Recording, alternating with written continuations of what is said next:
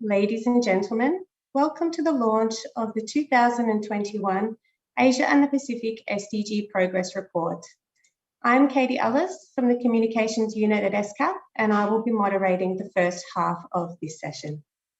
We will start today's proceedings with opening remarks by the Executive Secretary of ESCAP, followed by a presentation of the findings from the Director of our Statistics Division. We will then have time for a Q&A with our experts. For those of you joining us via Zoom, you can go ahead and enter your questions in the chat box, and we will try to address them in the Q&A. Following the Q&A, we will have an opportunity for those of you on Zoom to join the sub-regional breakout rooms, where our ESCAP experts will drill down on the findings. If you have any issues or questions about the breakouts, you can go ahead and put them in the chat box, but there will be someone here to assist you. So without further ado, it is now my pleasure to introduce you to the United Nations Under-Secretary General and Executive Secretary of ESCAP, Ms. Almira Saliza Ali-Jabana, to deliver her opening remarks. Distinguished delegates, dear colleagues, ladies and gentlemen, good morning, good afternoon from Bangkok. Welcome to the launch of the 5th Asia-Pacific SDG Progress Report 2021. The report provides evidence of current progress towards SDGs in the Asia-Pacific region and its 5 sub-regions. This year, we are also releasing a new tool to support member states with national-level follow-up and review of the SDGs, which is the National SDG Tracker. Please allow me to highlight some key results from the report. The Asia-Pacific region is not on track to meet any of the 17 SDG goals by 2030, as shown by the 2020 data.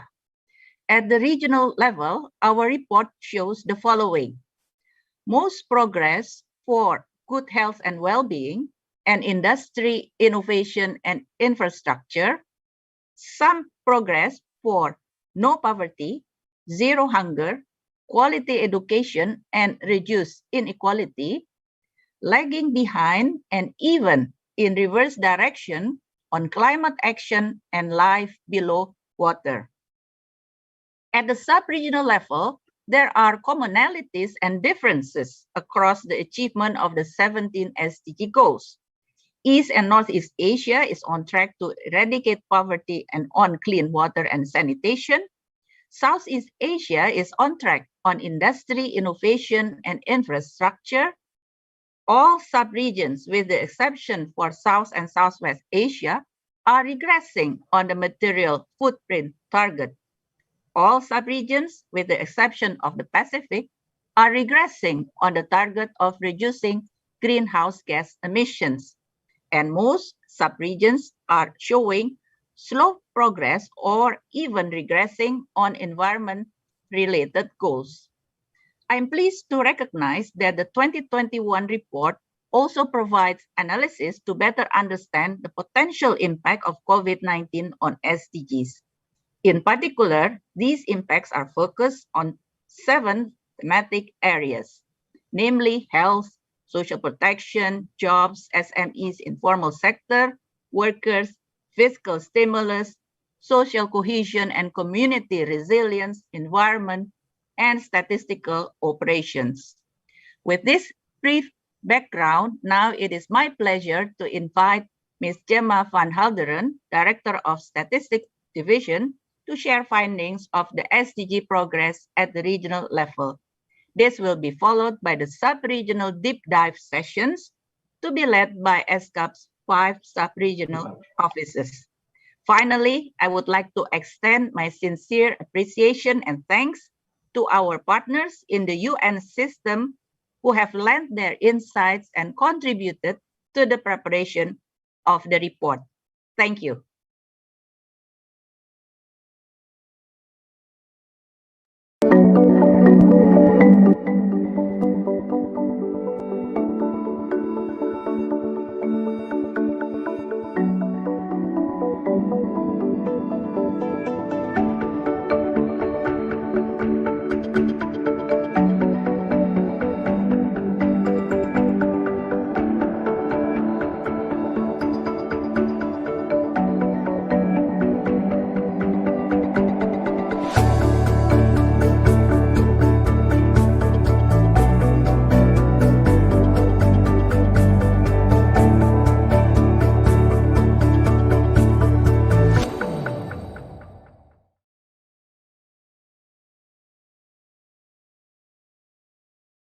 remarks, it is now my pleasure to invite the Director of our Statistics Division, Ms. Gemma Van Helderen, to present the report findings. Gemma, the floor is yours. Thank you very much, Katie. I'll just bring up the presentation.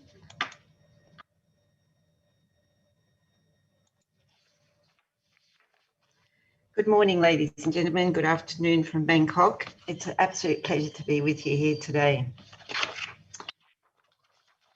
Thank you, Under Secretary General and Executive Secretary of ESCAP, for launching the 2021 Asia Pacific SDG Progress Report. The 2021 report is the fifth in a series of reports released by ESCAP since the start of the 2030 Agenda in 2015. This year's report is a partnership between ESCAP and our regional partners from the ILO, UNHCR, UNICEF, UNDP, UNESCO, UN Environment Programme and UNFPA. So what are the key findings of the 2021 Asia Pacific SDG Progress Report? The region fell short of its 2020 milestone for the SDGs, even before entering the global pandemic. On its current trajectory, less than 10% of the SDG targets are on track to be achieved by 2030. The biggest progress was on good health and well-being, or Goal 3, and industry innovation in infrastructure, Goal 9. But challenges remain. And the most alarming are regressing trends on climate action, or Goal 13, and life below water, Goal 14. And COVID-19 had a significant impact on people, planet, and economies. And the report presents potential impacts on the SDGs. Finally, more must be done to fill data gaps on nearly half of the SDG indicators. Based on the latest data available in the global SDG database, which is for 2020 and is pre-COVID-19, where does Asia and the Pacific currently stand? This year's progress assessment shows again that acceleration is needed across all 17 goals. As you can see, the region has made strong progress on some SDGs, such as health and well-being and sustainable industry innovation and infrastructure, something that has proven to be critical in the midst of our pandemic. But progress has been very slow on half of the goals, such as sustainable cities and communities and sustainable responsible consumption and production, Goal 12. And as a region, we are regressing when it comes to climate action, Goal 13, and life below water, Goal 14. The progress assessment also shows us where the region could be heading by 2030. Green indicates where progress needs to be kept up to reach the goals. The green areas tell us, for example, that if we maintain our current trajectories, mortality at birth among mothers and infants will no longer be a threat, and universal and affordable access to the internet will become a reality. Yellow indicates where progress needs to be accelerated, and the yellow areas tell us every goal needs acceleration. And red indicates that the current trajectory needs to be reversed. The predominance of the yellow and the red areas shows that the region can only succeed with the SDGs through accelerated actions. For example, addressing the intensive use of natural resources, the burning of fossil fuels, the lack of investment in social protection, and looming threats from climate-induced disasters. And the grey areas show targets that cannot be tracked yet because of the lack of data. 15 of the 17 goals lack data for one or more target.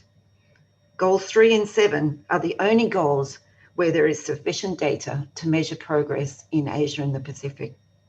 But this year, we are seeing many less grey areas. When we started in 2017, only 25% of the indicators had sufficient data for progress assessment. This year, this has almost doubled to 48%. The improvement of SDG data shows the investment countries are making to monitor progress have started to bear fruit, but still have over half of the SDG indicators without any data or insufficient data to measure progress. National statistical systems still require strengthening.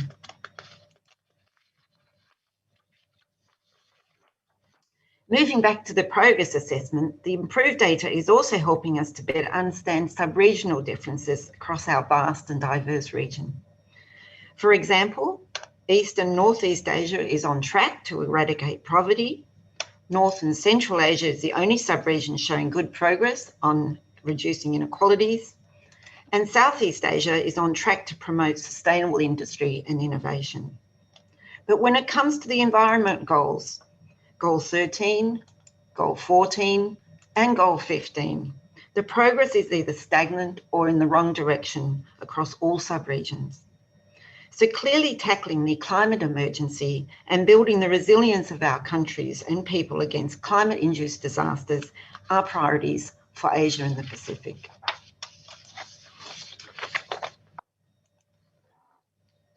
This assessment at the regional, sub-regional, and even at national levels is showing a pre-COVID picture. With the time lag in official data collection, it will probably take some years to see which SDGs have been the hardest hit by the pandemic.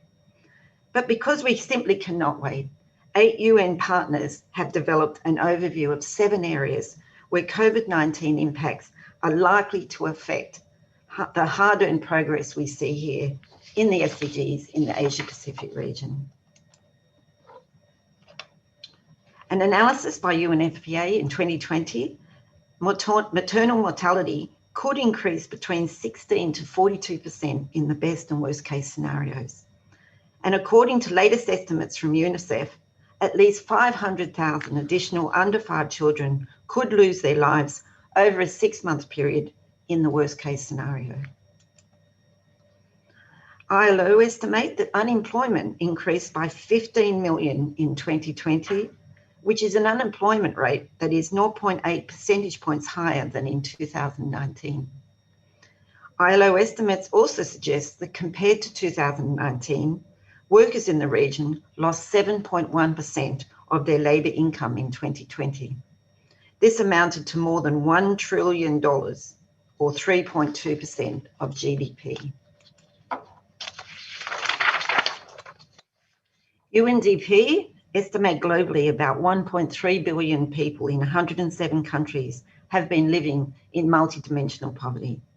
Almost half of these live in the Asia-Pacific region, and about the same number are vulnerable to multidimensional poverty. And COVID-19 could potentially push the vulnerable into multidimensional poverty, thereby doubling the number of people in Asia-Pacific living in multidimensional poverty.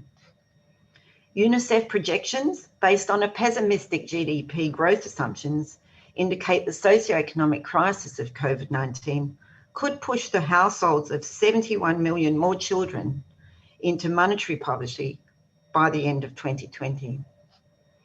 And UNESCO estimate that in the Asia-Pacific region, at least 850 million students lost almost half of the academic year by September 2020, and estimate 6.7 million learners are at risk of dropping out of school. A survey coordinated by the World Health Organization in 130 countries, including 30 countries in the Asia-Pacific region, found only 30% of mental health services for older adults remained available without disruption. And UNHCR have found over the period from mid-March through mid-May 2020, the Asia-Pacific region saw an initial rise in countries closing their borders without stipulating exceptions for persons seeking asylum, reaching 63% of countries with data. COVID-19 recovery measures will be an important opportunity to rethink the pathways towards development and prosperity in our region and beyond. However, a review of recovery measures approved by 13 countries in the region found that 11 have very low or almost no consideration of the environmental dimension. And while containment measures associated with the pandemic resulted in a significant reduction of greenhouse gas emissions. The drop was temporary and emissions rose as soon as the lockdown measures were lifted. According to projections from the International Monetary Fund, nearly half of the Asia-Pacific countries with data have experienced negative economic growth worse than the projected global growth in 2020 of -4.4%. And ESCAP have estimated that between March and September 2020, developing countries in Asia and the Pacific announced an estimated 1.8 trillion or 6.7% of their GDP for COVID-19 health response and relief measures for households and firms. COVID-19 has also impacted statistical operations in the region. Since the beginning of 2020, 24 countries that were planning to conduct their population census in 2020 or 2021 were impacted. And by July 2020, most national offices in the region had not resumed face-to-face data collection. Ladies and gentlemen, along with the 2021 Asia-Pacific SDG Progress Report, ESCAP is very pleased to launch a new tool, the National SDG Tracker. This tool is the latest addition to our regional offer. The National SDG Tracker allows governments to develop their own SDG progress assessment, like you have seen here today, using national targets, national indicators, and national data. It helps government to show progress and areas for scaled up action during this, the decade of action for the 2030 Agenda for Sustainable Development. The National SDG Tracker, along with the regional and sub-regional results of progress, as well as country profiles, country comparisons, and SDG data available, they're all available on the Asia Pacific SDG Gateway, which is shown here. Thank you very much, Katie. Back to you. Thank you, Gemma, for sharing those findings. It is now my pleasure to open up the floor for questions. And thanks to everyone who has been sending in their questions. We've actually received so many that we have grouped them by themes, and we will try to answer as many as we can. And just to note, any questions that are specific to the sub-regions will be answered in the sub-regional breakout sessions. So the first question is on COVID. This was received from the media, think tanks, and civil society. And the question is, in what areas does the COVID pandemic have the greatest impact on SDG progress? How serious is it? And how should the governments and global society deal with it? Gemma, over to you. Wonderful. Thank you very much, Katie, and thank you very much, everyone, for this very good question. So the results of our analysis has shown the COVID-19 pandemic has impacted many areas. No one and nowhere is safe.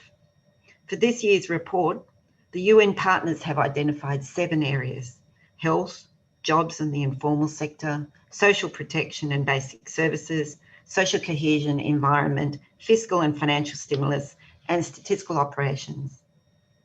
Using more up-to-date data than is available in the global SDG database, our regional partners have analysed potential impacts on the SDGs. And there are many areas of concerns, as I've just highlighted in this brief presentation. One in particular, maternal mortality, for instance, could increase between 16 and 42%. And as our SDG progress results show, the region is making very good progress on good health and well-being, including maternal mortality. And if the estimates from UNFPA on maternal mortality play out, this impact could also impact on Goal 3 and the progress we're seeing in the region. The report shows action is needed across all of our goals, and more so because of COVID-19. Recovery measures are our opportunity to build back better, greener, and more sustainably. But here again, analysis shows that environmental concerns are not necessarily featuring in COVID-19 pandemic response plans. So the Asia Pacific SDG Progress Report 2021 provides evidence of where to take action and why action is needed. Maternal mortality, intensive use of natural resources, the burning of fossil fuels, the lack of investment in social protection, climate action, and climate-induced disasters. These are just some areas highlighted in this year's report where action is needed for the 2030 agenda and the potential impacts from COVID-19. Thank you, Katie. Thanks, Gemma. And now our second question is centred around advancing the SDGs more specifically. And this has been received from academic institutions, the private sector, and UN agencies. And the question is, what are the proposed COVID-19 or post-COVID-19 strategies that can intensify SDG progression? Gemma, over to you. Thank you very much, Katie, and thank you very much for this question. In 2019, the UN Secretary General launched the Decade of Action for the SDGs to accelerate action for the 2030 Agenda. A special envoy on financing the 2030 Agenda for Sustainable Development was appointed in February 2020. And also in 2020, the High-Level Political Forum launched a new event called the SDG Moment. And here in Asia Pacific, our own Asia Pacific Forum for Sustainable Development will be looking at actions to advance the 2030 Agenda with specific focus on 8 targeted goals, including Goal 17, Partnership for the Goals. So all in all, the 2030 Agenda is the UN and UN ESCAP's development compass to guide us to build back better from COVID-19. And the pandemic has shown how important the SDGs are to sustainable growth. Here, this report is a statistical report of progress towards the 2030 Agenda. And one area you'll see is that we're still lacking data for over half of the SDG indicators. So ESCAP and the ESCAP Statistics Division is very much focused on strengthening national statistical systems to support the 2030 Agenda and the follow-up and review. We focus our efforts, for example, on those goals and those targets where data is lacking, particularly our goals, our environmental goals, goals 13, 14, and 15 in particular, where our programs and our regional advisor on environment statistics are available to support countries strengthen their statistical systems for more effective monitoring and follow-up and review of the 2030 Agenda. We also in our region have a regional framework to get everybody in the picture with well-functioning civil registration and vital statistics systems. And this year, in 2020 and 2021, we're undertaking a midterm assessment of progress towards our civil registration and vital statistics decade. This program is essential to 2 goals, Goal 16 and Goal 17, and we're seeing significant progress in the region. And I look forward to, again, discussing this at the Asia Pacific Forum for Sustainable Development being held next week here in Bangkok. Thank you very much, Katie. That's great. Thanks, Gemma. Now, the next question we received was around cooperation specifically, and this one is from civil society and UN agencies. The question is, what is the role of South-South and triangular cooperation in scaling up SDG implementation? Gemma, over to you. Thank you very much. So cooperation is essential. It really is essential for both delivery and scaling up of SDG implementation. And there are very many areas and opportunities for cooperation in Asia Pacific. One area where we've been cooperating intensely over the last 12 months is highlighted in this year's Asia Pacific SDG report and the analysis undertaken by 8 UN partners on the potential impact of COVID-19 on progress towards the SDGs. We've also implemented the Asia Pacific Stats Cafe series, where we've seen a lot of cooperation taking place, not only between countries, but also between countries and the development systems. Here, we've seen examples of countries connecting with each other to support each other through the impact of COVID-19 on statistical operations. We've seen Sri Lanka and Maldives working together, for instance, on statistical training. Australia, New Zealand and the Pacific Island countries have a strong partnership also for strengthening national statistical systems. And our own Statistical Institute for Asia Pacific in Japan has been providing support to over 2,000 participants in training throughout the year. We've also found COVID-19 has had a positive impact on cooperation, with most activities moving to online format. This has enabled much greater involvement from countries, and we're regularly getting over 100 participants at our Asia Pacific Cafe series, for instance. And we're also getting the right people, the technical people, the people who are working on SDG implementation and monitoring and evaluation of SDG progress. We're finding our challenges less so on cooperation and more so on managing the different time zones across our vast and diverse region. I'd also like to highlight again next week's Asia Pacific Forum for Sustainable Development. It is our regional cooperation showcase. It brings together governments, academia, civil society, NGOs, youth, regional and international development partners.